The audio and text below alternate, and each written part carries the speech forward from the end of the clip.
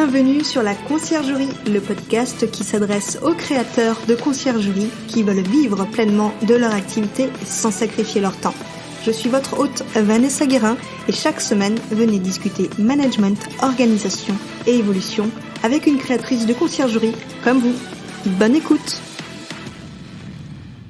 Je suis avocat inscrit au barreau de Paris depuis 1995 et je suis investisseur immobilier depuis 2000. Est-ce qu'on crée une micro-entreprise ou est-ce qu'on crée une société? Ce contrat de conciergerie, alors je vois de tout sur les contrats de conciergerie. Je me suis aperçu que la plupart des contrats de conciergerie étaient mal rédigés. Bonjour à tous et bienvenue dans ce nouvel épisode. Aujourd'hui, c'est un épisode sur le juridique.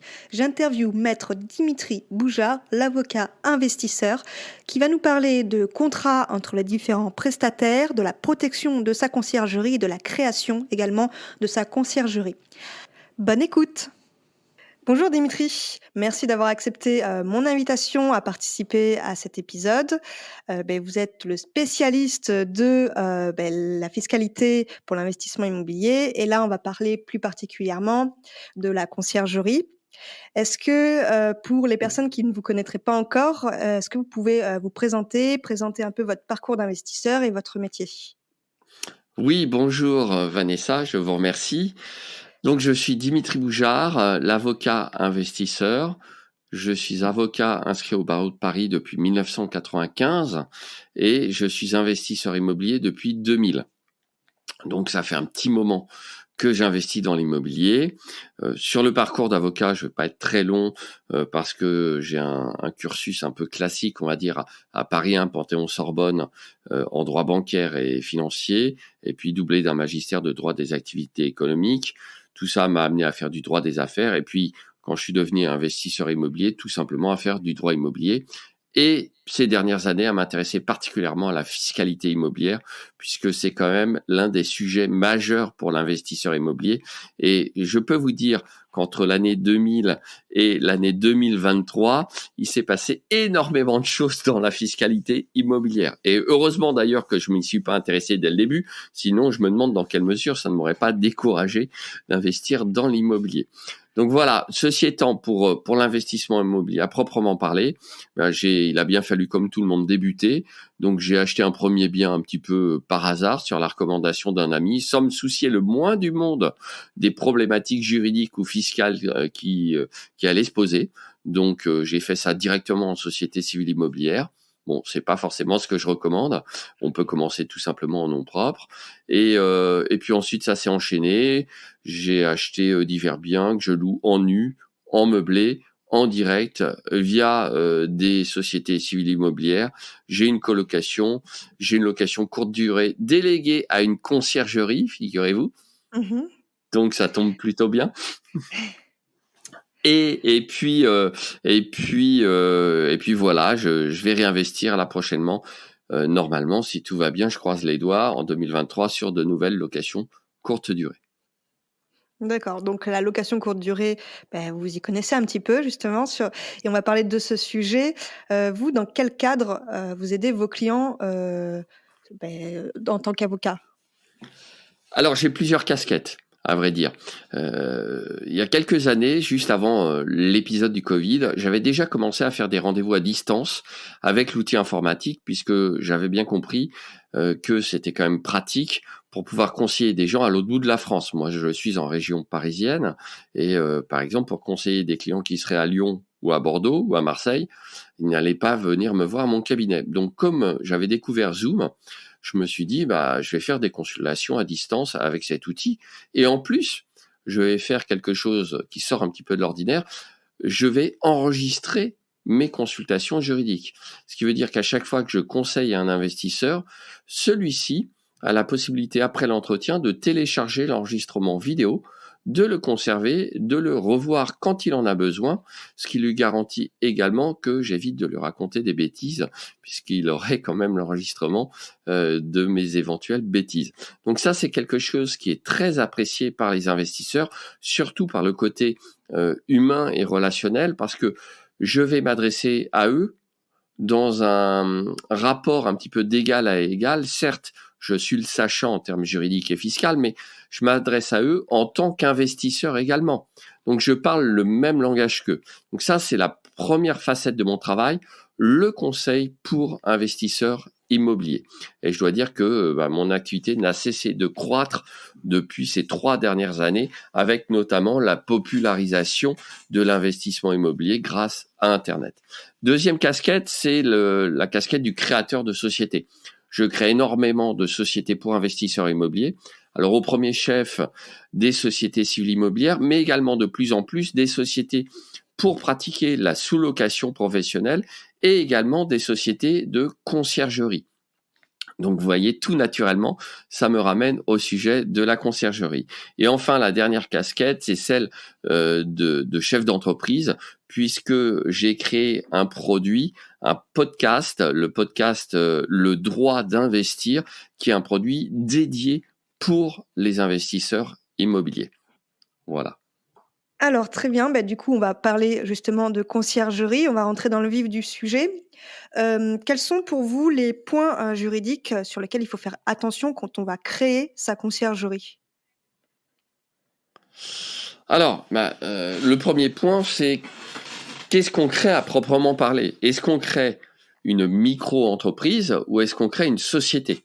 Il y a des différences fondamentales entre les deux qui ne sont pas toujours bien comprises par la personne désireuse de créer sa conciergerie. Si on crée une micro-entreprise, donc c'est relativement simple, c'est des formalités réellement simplifiées pour l'immatriculation. Alors même si nous sommes en pleine actualité, maintenant c'est le site de l'INPI, Institut national de la propriété intellectuelle, qui s'occupe des créations d'entreprises au sens large, que ce soit des entreprises en nom propre ou des sociétés. Avant c'était Infogreffe, donc apparemment ils n'ont pas réglé tous les bugs avant de lancer le service. Ceci étant, globalement la micro-entreprise c'est simple, c'est en nom propre, et vous serez imposé d'une façon assez intéressante en dessous de certains seuils avec des forfaits d'impôts et de cotisations sociales. C'est adapté pour soit un début d'activité, soit des personnes qui voudraient faire ça, mais un petit peu comme certains utilisent l'expression anglo-saxonne, un side business, donc un petit peu une activité annexe de l'activité principale qui va rester la leur, comme par exemple être salarié, même si j'estime que la conciergerie est quand même quelque chose qui prend pas mal de temps. Donc dans ce cadre-là, si on a des ambitions limitées ou qu'on veut débuter facilement parce qu'on n'a pas trop de moyens, la micro-entreprise, pourquoi pas. Ensuite, si on veut aller plus loin, à un moment ou un autre, le passage en véritable société, là, ça va être indispensable pour se structurer, voire pour embaucher éventuellement du personnel, pour passer des contrats. Et on aura le choix principalement entre 2 grands types de sociétés, la SARL et la SAS. Donc société à responsabilité limitée ou société par action simplifiée. L'objet dans cet épisode de votre podcast n'est pas de développer longuement les différences entre les 2 sociétés. Il faut savoir qu'il y a des déclinaisons pour la personne qui est seule, l'EURL qui est le pendant de la SARL et la SASU qui est le pendant de la SAS. Cela dit, en gros, pour déterminer la forme sociale qu'on va choisir, souvent on va faire des calculs en fonction du souhait de se verser une rémunération régulière mensuelle et éventuellement des dividendes en fin d'année, et au contraire, le souhait de ne pas se verser de rémunération en tant que dirigeant de l'entreprise et plutôt d'opter pour la constitution de cash et d'éventuels dividendes en fin d'année. Et ça, ce sont des questions qui doivent être examinées avec les chiffres. J'ai toujours coutume de dire que l'immobilier, c'est du calcul. Là, c'est pareil. Pour les calculs de charges sociales, de rémunération, d'impôts, ça doit être fait au regard de votre situation personnelle. Et évidemment, vous devez faire ça aussi avec un expert comptable le cas échéant, puisqu'en général, c'est quand même eux qui sont les hommes du chiffre. Vous devez faire ça avec un expert comptable qui s'y connaisse évidemment dans l'investissement immobilier et donc par conséquent dans l'activité de conciergerie. Il faut toujours parler avec un interlocuteur qui comprend bien ce dont vous lui parlez. Si vous prenez un expert comptable lambda qui s'occupe essentiellement d'activités industrielles ou d'activités de prestation de conseil, il comprendra pas forcément bien en quoi consiste votre véritable business de conciergerie. Et ça va être déjà plus compliqué à établir comme rapport et il aura du mal à vous aider à faire les bons choix. Oui, c'est vrai. Et d'ailleurs, s'il y a des personnes qui nous écoutent et qui se posent la question sur le choix du statut, j'ai fait un épisode, qui est l'épisode 4 d'ailleurs, sur le choix du statut. Et justement, vous faites bien de le dire, parce que j'explique dedans que ça va dépendre de la rémunération qu'on veut se verser. Oui, oui, oui, bien sûr, toujours au titre des erreurs ou des points juridiques auxquels faire attention, l'un des points majeurs, c'est quand même le type d'activité que vous allez exercer dans votre société. Alors, la conciergerie peut être exercée seule. Vous pouvez avoir une société, par exemple, dont l'objet social est uniquement la conciergerie. La problématique avec la définition de l'objet social de la conciergerie, c'est qu'un numéro APE ou code NAF, enfin je me souviens jamais de la différence entre les deux à vrai dire, mais c'est purement administratif, va vous être attribué par l'INSEE et qu'il n'y a pas vraiment de catégorie prédéterminée pour la conciergerie qui s'occupe d'immobilier.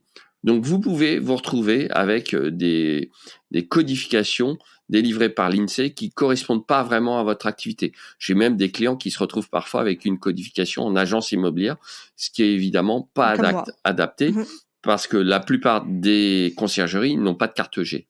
Donc, elles ne sont pas agences immobilières. C'est peut-être votre cas. Voilà, c'est tout à fait mon cas, oui. Oui, c'est ça. Voilà. Bon, ça peut être gênant parce que on peut pas être classé dans les agences immobilières si on n'est pas agent immobilier normalement. Et donc, il faut faire des démarches auprès de l'INSEE pour tenter de faire modifier son code APE. Okay. Ce qui n'est pas forcément facile. Du Donc oui, il y a du boulot là-dessus et particulièrement en ce moment, comme je vous le dis, avec le changement de plateforme pour les immatriculations, les formalités juridiques s'en trouvent singulièrement compliquées. Voilà. Donc sur les points juridiques, vraiment lors de la création de la conciergerie, rien que là-dessus, je pourrais vous en donner bien d'autres. Par exemple, si vous êtes associé, prenez soin aussi de bien définir les rapports avec vos associés. Prenez soin d'avoir des objectifs en commun également. Donc il y a énormément de choses à savoir. Ça rejoint plutôt les problématiques générales de création de société. La rédaction des statuts est extrêmement importante. Alors, on peut être tenté de faire ça soi-même avec une Legal Tech. À titre personnel, évidemment, je ne le recommande pas puisque vous aurez zéro conseil avec ce genre de procédé et c'est pas bon de se priver de conseils quand on se lance dans une nouvelle activité. Voilà. Donc, votre conseil, ce serait de faire appel à un avocat et un expert comptable, c'est ça? Exactement, tout à fait. Autre question, parlons un peu de contrat, parce que tout le monde parle de contrat entre le client et la conciergerie, mais concrètement, qu'est-ce qu'il faut? Est-ce qu'il faut plusieurs contrats avec plusieurs prestataires? D'après vous, il faudrait quel type de contrat et combien de contrats? Alors, oui, là c'est aussi un excellent point. Parce que, sauf erreur de ma part, je crois avoir compris que lorsqu'on passe par un site de réservation type Booking ou Airbnb, en fait, il n'y a pas réellement de contrat établi avec le voyageur. Et il y a certes des conditions générales d'utilisation du site Airbnb, mais ça, il faut que je le vérifie parce que je dois dire que je suis voyageur sur Airbnb et je me suis pas tellement plongé les mains dans le cambouis, si j'ose dire, pour vérifier tout ça en tant que loueur en courte durée, puisque j'ai pris soin de donner ça à une conciergerie. Donc je laisse la conciergerie se débrouiller avec la mise en ligne des annonces, etc. Ça fait partie des services proposés par la quasi-totalité des conciergeries. Mais pour moi, de toute façon, d'un point de vue juridique, il faut avoir un contrat avec le voyageur, en théorie, parce que ça va régler divers points. Et je doute que les conditions générales d'utilisation des plateformes soient suffisantes au regard des exigences de la loi française, même si dans l'immense majorité des cas, on fait sans. Bon, donc ça c'est un premier point. Et en tout état de cause, une conciergerie est en général amenée, à un moment ou un autre de son existence, à créer son propre site de réservation. Et dans ce cadre-là, il est impératif pour vous d'avoir un contrat que vous allez faire signer par voie électronique à vos voyageurs. Oui, tout à fait, oui, c'est vrai. Il faudrait faire signer des contrats et d'ailleurs, Airbnb, si je m'étais renseignée, ne font pas de contrat avec les voyageurs. Normalement, on est censé faire un contrat à chaque séjour, oui.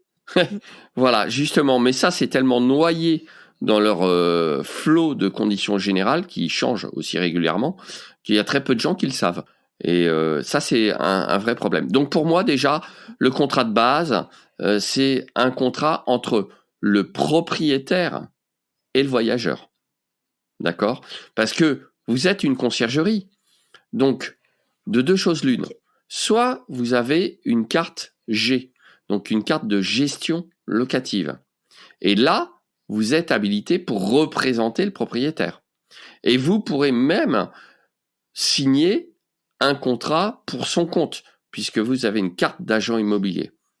D'accord ? Soit vous n'avez pas de carte G, donc vous avez une activité pure de prestation de services de conciergerie, et les rapports ne sont plus du tout les mêmes, puisque vous avez avec le propriétaire du logement un contrat de prestation de services sur lequel je vais revenir dans un instant, et le contrat de location à proprement parler doit, lui, être conclu normalement directement entre le propriétaire et le voyageur, ce qui peut poser des problèmes pratiques, évidemment. D'accord ?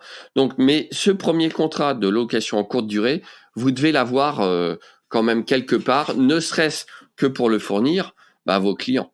Parce que votre propriétaire, lui, s'il s'adresse à une conciergerie, il s'attend peut-être pas à devoir avoir un contrat de location courte durée. Donc ça, c'est le premier contrat. Ok, donc dans un premier temps, le contrat entre voyageurs. Voilà, tout à fait. Deuxième type de contrat avec les prestataires. Donc là, c'est des contrats entre votre conciergerie et vos prestataires de services. Parce qu'il est assez rare que le dirigeant de la conciergerie fasse tout lui-même. Alors au début, certes, pour commencer. Après, par exemple, il va passer des contrats de prestation de services avec un auto-entrepreneur, enfin un micro-entrepreneur, par exemple, pour le ménage. Il y a certaines femmes de ménage qui sont à leur compte, et donc c'est de la micro-entreprise dans ce genre de cas. Il faudra passer un contrat de prestation de service. On peut avoir des contrats aussi avec des partenaires, passer un petit contrat sur de l'apport des commissions en fonction de l'apport d'affaires qui serait fait pour des prestations annexes. Vous pourriez avoir un contrat avec une petite société de taxi ou un indépendant pour aller chercher les voyageurs à l'aéroport, par exemple. Et là, il faudrait, à mon avis, contractualiser ça, même si ça apporte pas sur des grandes sommes.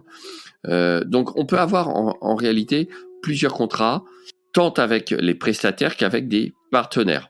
On entend souvent dire qu'il ne faut pas faire de contrat avec des prestataires en auto-entreprise parce qu'ils sont en auto-entreprise et qu'il n'y a pas de contrat qui les lie à la conciergerie. Qu'est-ce que vous en pensez ?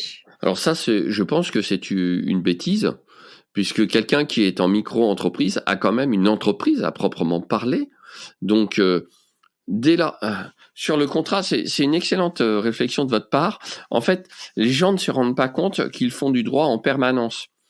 Imaginez, vous allez acheter une baguette chez votre boulanger. J'adore cette image parce qu'elle est très simple à comprendre. Donc, le boulanger, qu'est-ce qu'il fait ? Il vous vend une baguette, il vous la donne pas. Il vous la vend et vous la payez. Même si vous lui donnez 1,20 € ou 1,30 € en pièces, vous avez passé un contrat.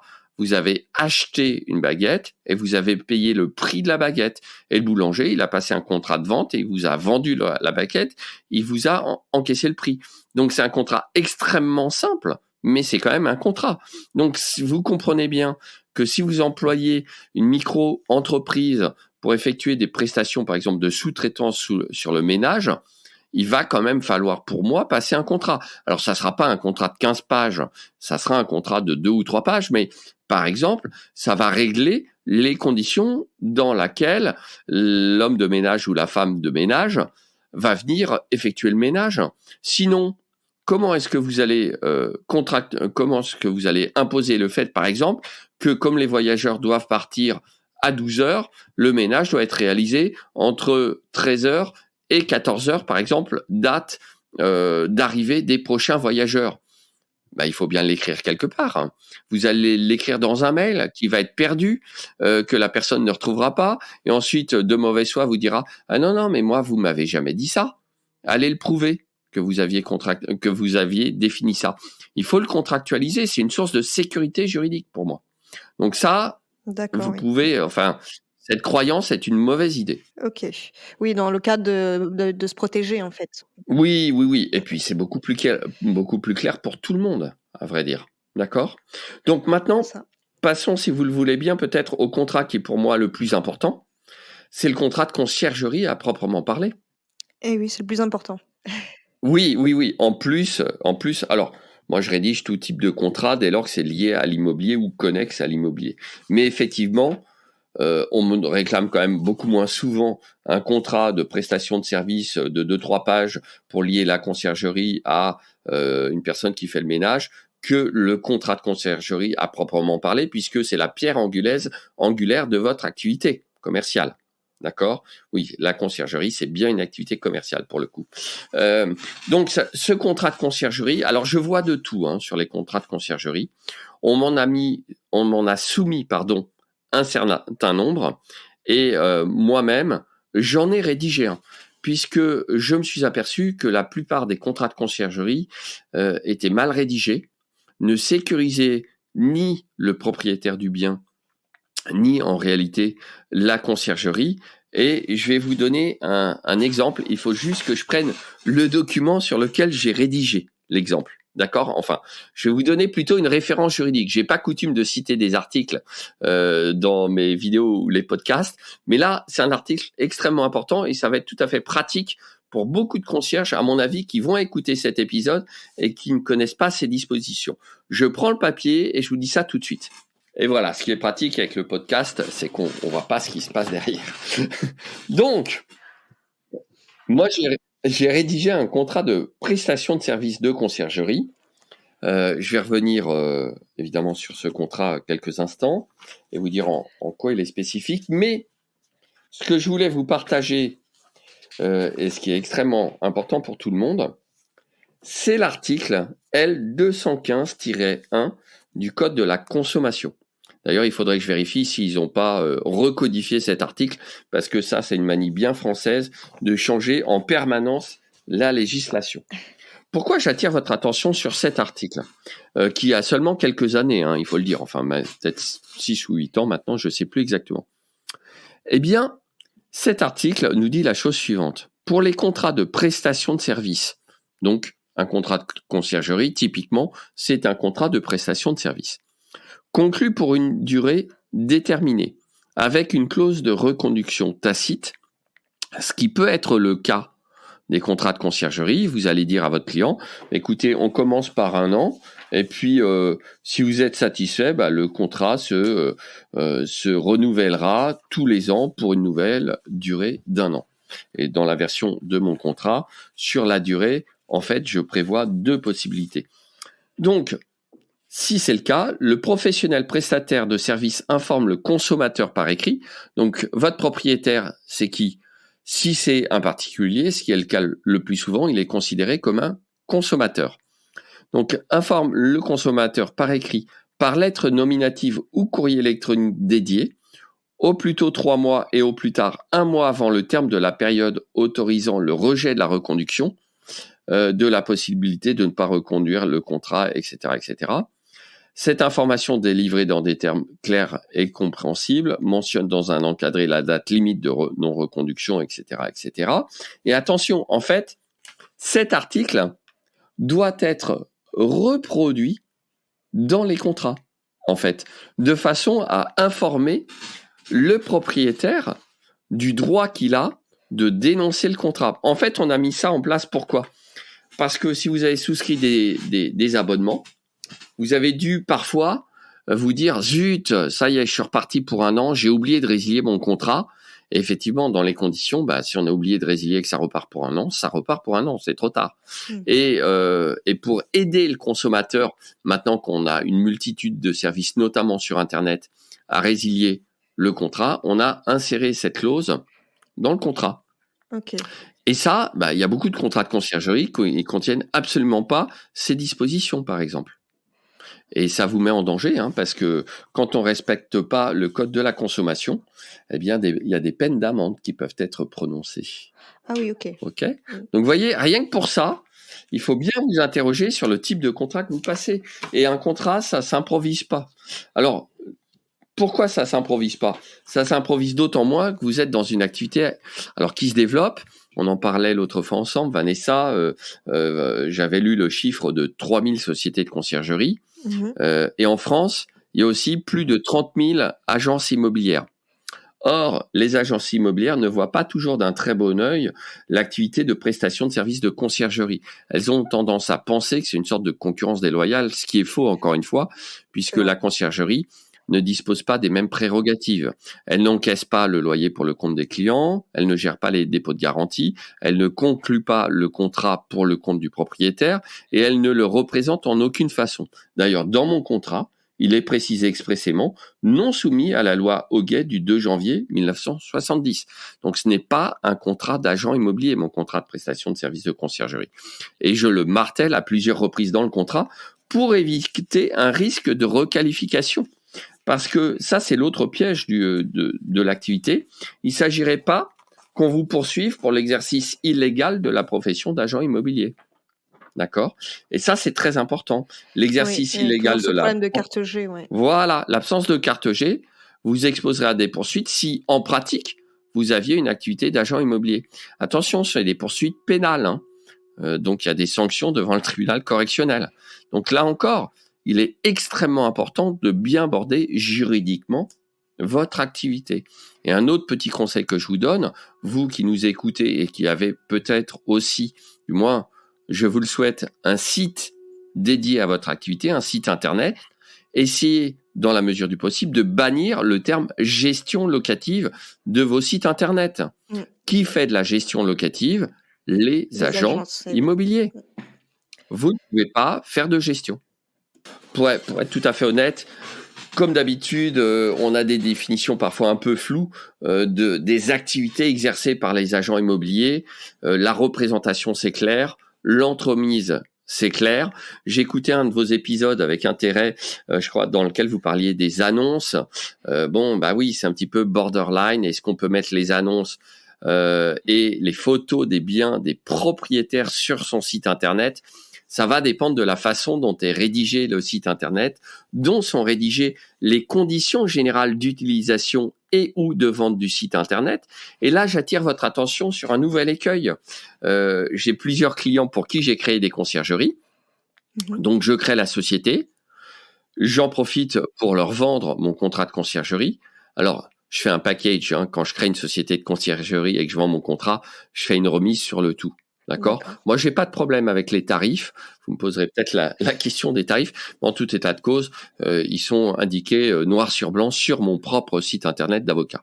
On en reparlera tout à l'heure. Oui, on en reparlera. Mais j'attire votre attention sur le fait que la création de la conciergerie s'arrête pas à la création de la société et au contrat, puisque après, j'ai eu la surprise l'autre fois d'aller sur le site d'un de mes clients et puis je me suis aperçu que il y avait pas de mention légale, pas de politique de confidentialité et pas de conditions générales d'utilisation.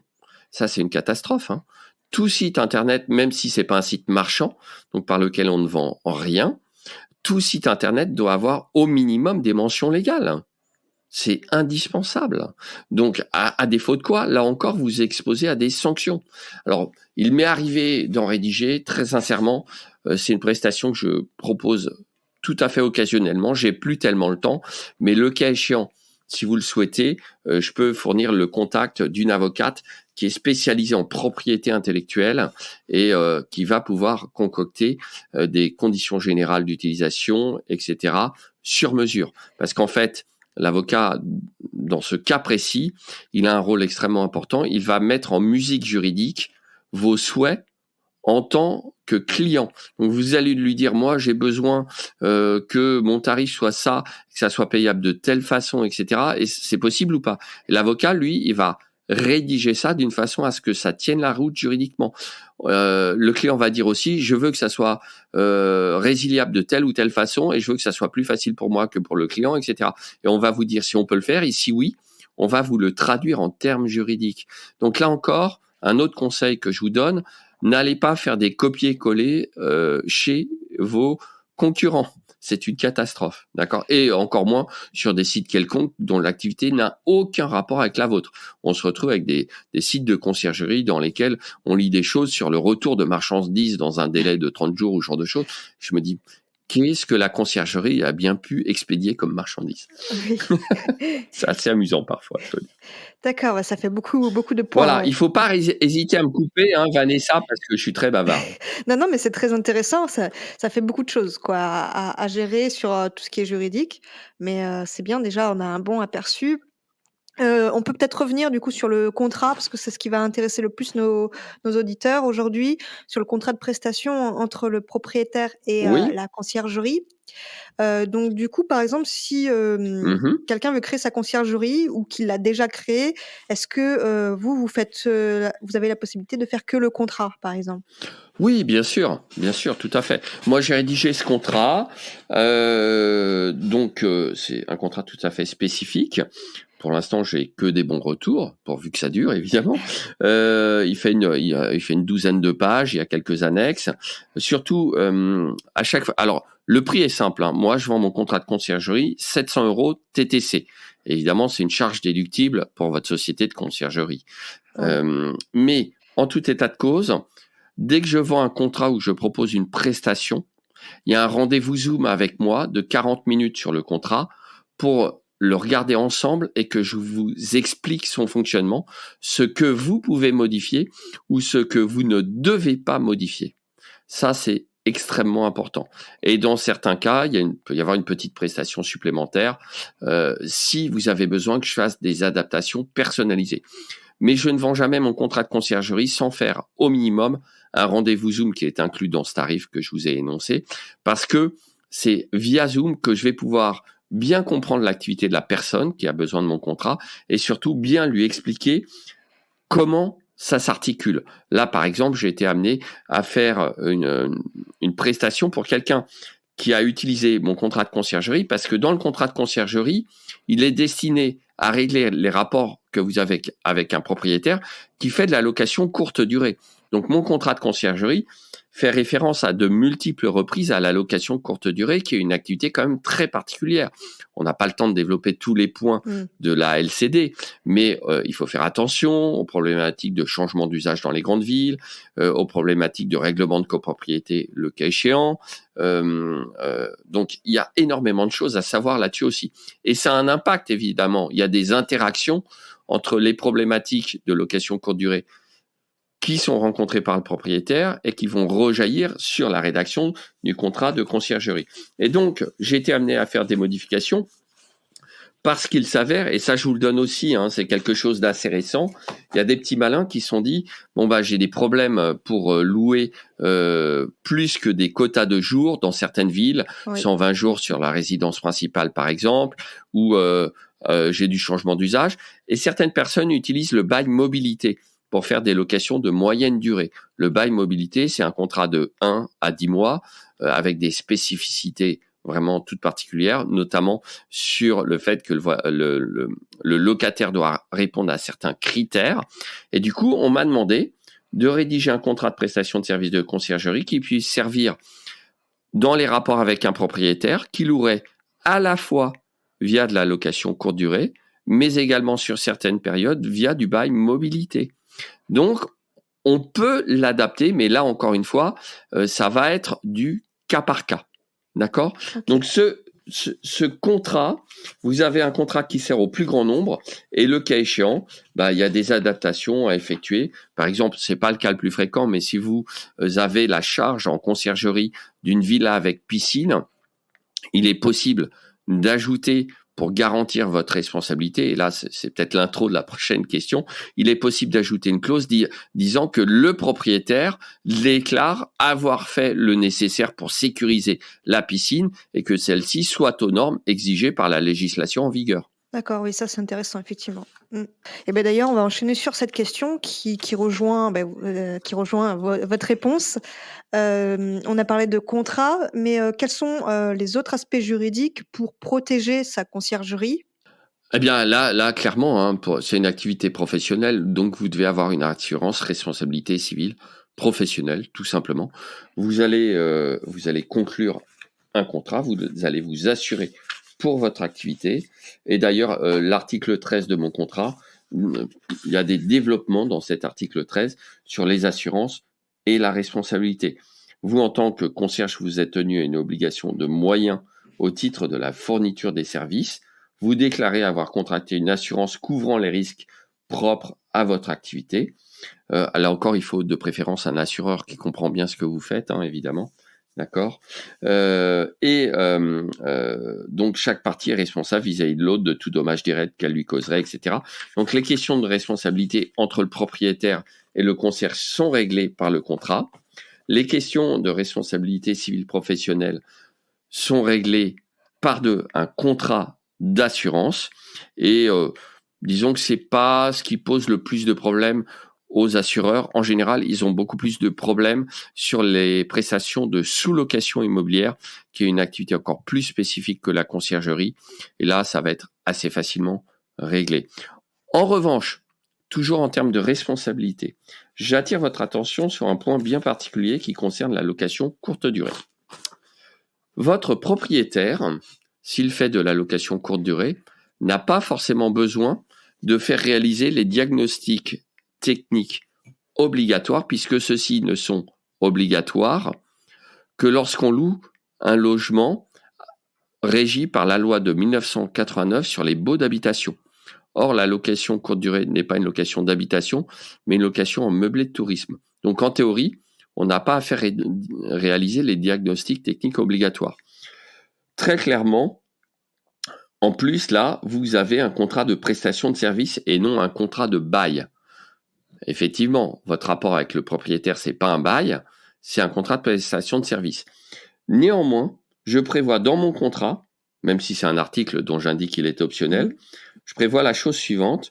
En considération des impératifs de décence et de sécurité, le propriétaire confirme avoir fait réaliser les diagnostics obligatoires habituellement prévus pour la location d'habitation.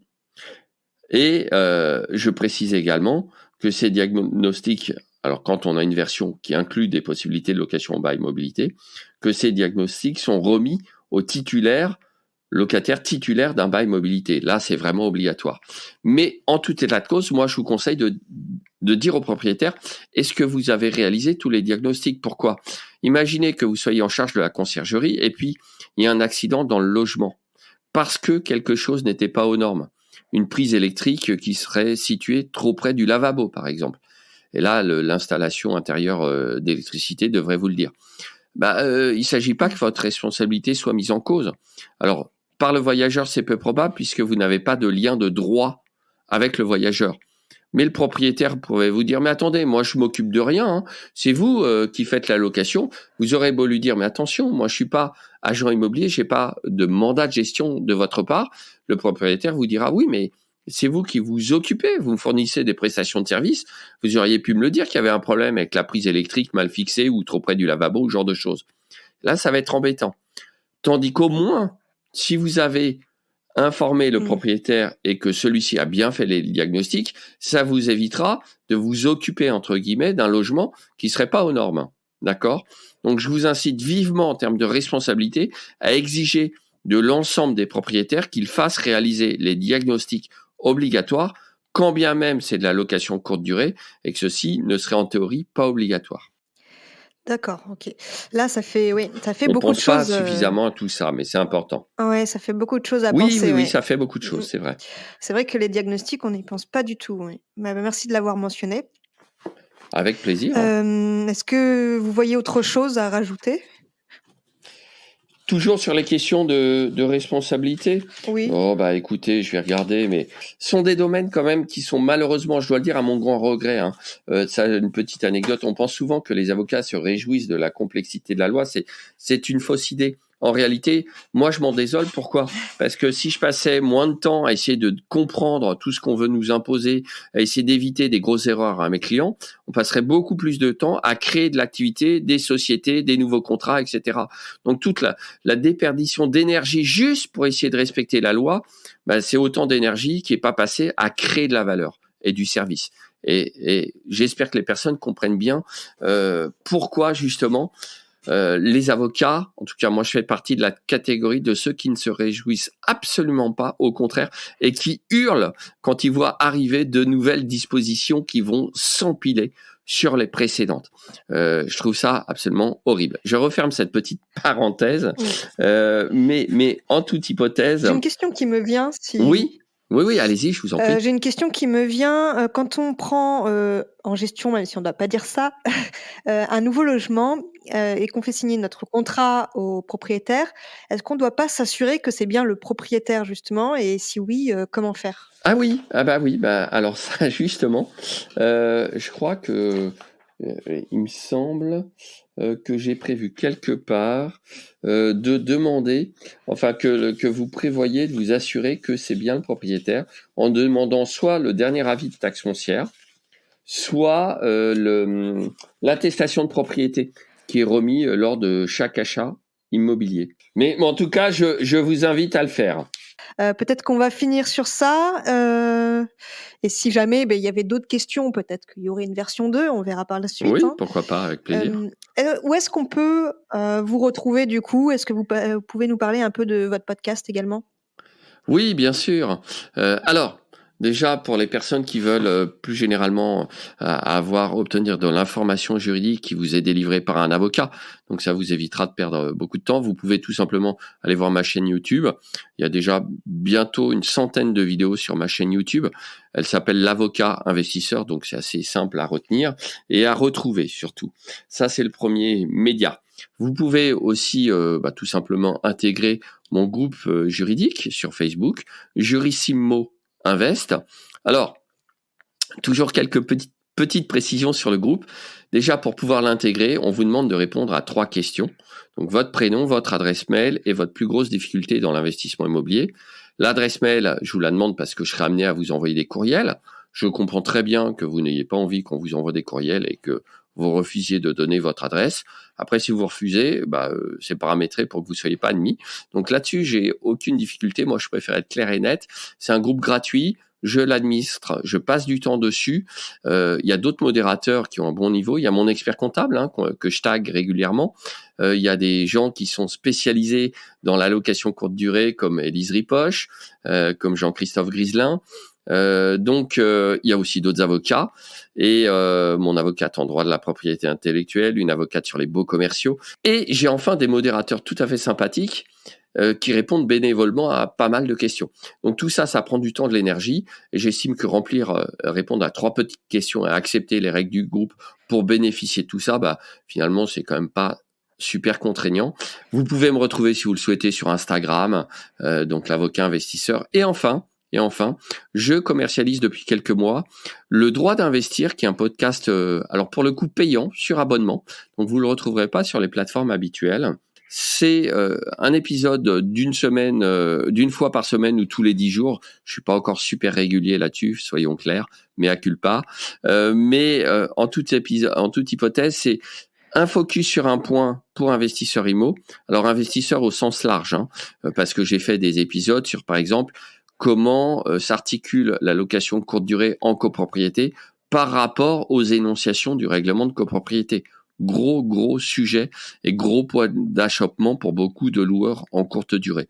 Et d'ailleurs, sur la chaîne YouTube, vous avez une vidéo d'1 heure sur la location courte durée n'est pas une activité commerciale. Ça va surprendre certains d'entre vous, mais vous pouvez aller voir ça. Donc, un focus sur un point pour investisseurs, 3 points d'actualité. Donc, le droit d'investir, c'est aussi couplé à une plateforme de contenu additionnel avec des vidéos juridiquement argumentées, avec des modèles de documents. Alors, il y a du contenu que je vais rajouter en permanence, avec des interviews aussi de personnes sur des sujets un peu pointus, avec beaucoup de valeur ajoutée, avec des contacts de partenaires, de prestataires très précieux, et avec un coaching commun de 2 heures par mois, chaque mois, en Zoom, en live avec moi. Sur Internet, on trouve énormément d'informations. Le problème, c'est la fiabilité de l'information. Et je lis sans arrêt des énormités et des contresens, voire même de ce que j'appelle les fausses bonnes idées, qui vont vous coûter des milliers ou des dizaines de milliers d'euros. Et parfois, vous allez passer tout simplement des heures sur Internet sans trouver de réponse. Voilà. moi je vous donne la solution, vous abonnez au droit d'investir et en un temps record, vous aurez la bonne info et surtout, vous aurez l'information qui est certifiée. C'est moi qui vous la délivre. Alors, l'exemple emblématique, c'est la question, suis-je LMNP ou suis-je LMP? Et si je fais de la location courte durée, à quel moment dois-je m'inscrire à l'URSSAF? Et vous voyez, vos clients vont vous poser parfois ce genre de questions. Attention, dernière petite mise en garde, vous êtes une société de conciergerie, vous n'êtes pas une société de services juridiques. Donc, ne délivrez pas du conseil fiscal ou juridique à vos clients, même si vous le demandent. Parce que si après il y a un problème, ne vous inquiétez pas, ils viendront vous le reprocher. En tout cas, c'était un vrai plaisir cet entretien. Merci beaucoup. Et bien sûr, si vous avez des questions à poser à Maître Dimitri Boujard, n'hésitez pas à le contacter directement. Eh bien, merci en tout cas, Dimitri. Et puis, Merci Vanessa de m'avoir invité. Je suis d'autant plus ravi que, comme je le disais pour conclure, j'ai moi-même confié mon appartement en location courte durée à une conciergerie dans le sud de la France. Et je dois dire que si vous faites bien les choses, je pense que c'est une activité qui est promise à un bel avenir. merci pour ce mot de la fin. Au revoir. À bientôt. Eh bien, merci à Dimitri de nous avoir partagé son expérience et son expertise sur le sujet. Il y a beaucoup de contenu dans cet épisode qui a été assez long, à peu près 45 minutes. Donc, si vous l'avez apprécié, mettez une note sur Spotify ou Apple Podcast. Cela aide beaucoup le podcast à se faire connaître et ça m'encourage à continuer et à vous donner toujours plus de contenu. Je vous dis à la semaine prochaine pour un prochain épisode. Et pas si vite, tu as apprécié cet épisode? Tu peux le partager à ton entourage ou encore mieux, laisser un avis 5 étoiles sur ta plateforme d'écoute préférée et un commentaire. Je te dis à bientôt!